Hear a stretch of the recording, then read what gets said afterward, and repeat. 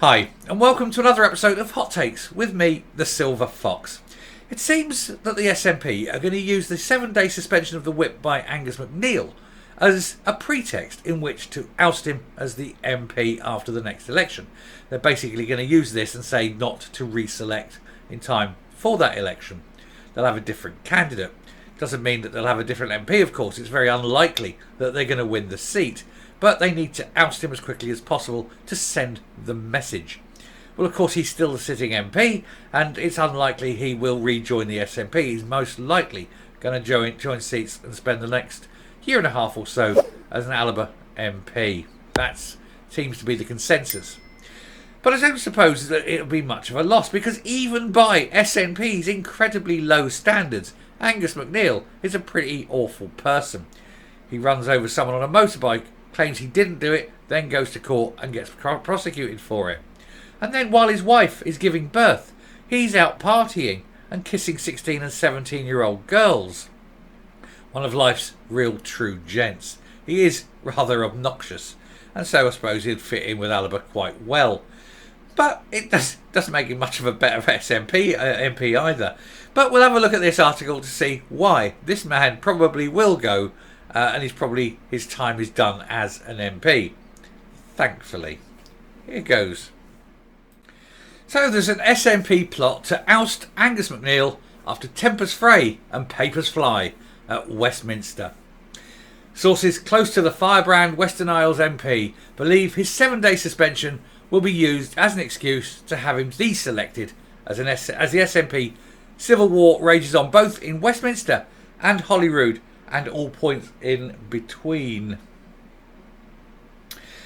Allies of SNP rebel Angus MacNeil believe there is a plot to deselect him in a desperate bid to stop Labour winning back the Western Isles after nearly 20 years.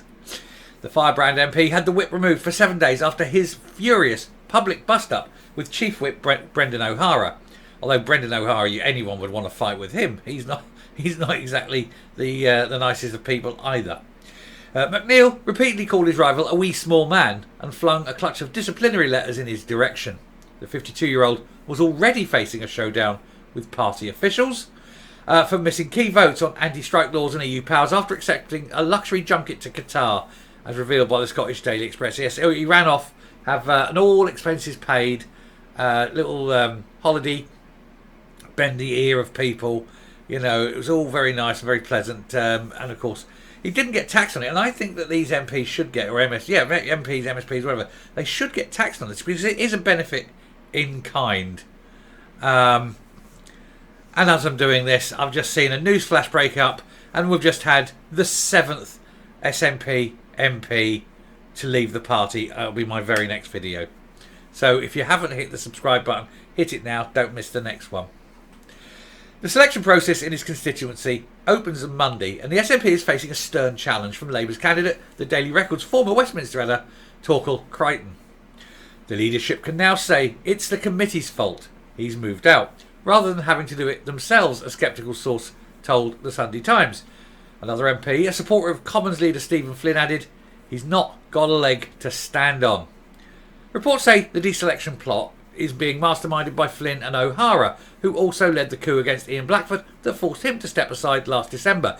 Beryl Flynn is a nasty bit of work, and if you don't kowtow to his view of what the Scottish, the SNP view is at Westminster, he will try and get rid of you and oust you. And it's perhaps no surprise that all these people, now a 7th, are leaving the party. And he's saying, oh, well, he's staying. Yeah, but he might actually be the only one that does, the way it's going.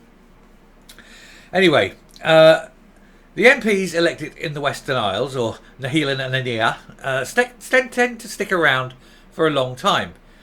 MacNeil has held the seat since 2005, with Labour's Callum MacDonald serving the islands before that, and then Donald Stewart before that, all for sort of 20-odd years at a time. So it seems to be a long-term seat when you do get it. I suppose it's the people there. As long as you don't screw up, they'll give you the chance and you can stay in power. But how they can vote for this man in future belays anyone's belief. It is weird that he stayed as long as he has. He is a truly awful man. However, the MP is not going quietly into that night. In the wake of the latest by-election defeat for the SNP in East Kilbride, he delivered a hardline message to leadership. He says a wake-up call after wake-up call after wake-up call, and it will be continued to be ignored, he tweeted. Well, yeah, because they don't want to change their policy, because if they change their policy, it means their old policy was wrong, and they can never be wrong. Nat rebels are also on manoeuvres at Holyrood, adding weight to the suspicion that the First Minister Humza Yousaf is struggling to impose his authority on the party. He doesn't have any authority. Nobody respects him. They all know he's a liability. They all know he's a stopgap. He is not going to be the long-term leader of that party. He's riven it with division from day one by not bringing in people from the other side of the party after the election. He rejected them. He shunned them. And he split the party asunder. And of course, he continues on virtually every single decision he makes. It's the party is split. He has got no way of bringing these two halves together because he doesn't. One, he lacks the personal charm, and two, he lacks the political nous. So it's going to be completely asunder forever. Until he goes, until they get a new leader. It's a new leader is the only way you can coalesce the party around them.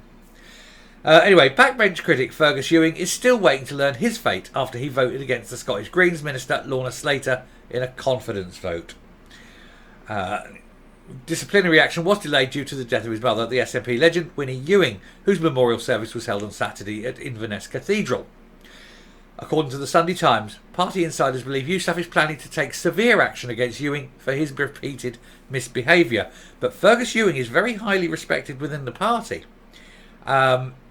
And if Humza Yousaf goes in and goes all draconian on his arse, then Humza Yousaf is going to end up with an even bigger split in the party. And also be seen as someone who is particularly, cruel, if you like, to do something that bad, as the man's just burying his mother. So, it goes to show that he's got no leadership abilities whatsoever. But that's Humza Yousaf. He fails at everything. Anyway, I shall round this one off. We shall come up and I want to get straight in. Oh, I've just seen who it is. I've got straight in onto the next one, which will be the 7th. We've now got the magnificent 7th, haven't we? The 7th MP to leave Westminster at the next election. Stick around and see that. I'll come up, I'll round this off and we're out. Now, the next words that come out of my mouth are very, very weird. If I can almost not form them. But I'm going to say it anyway. I think the SNP have finally got something right.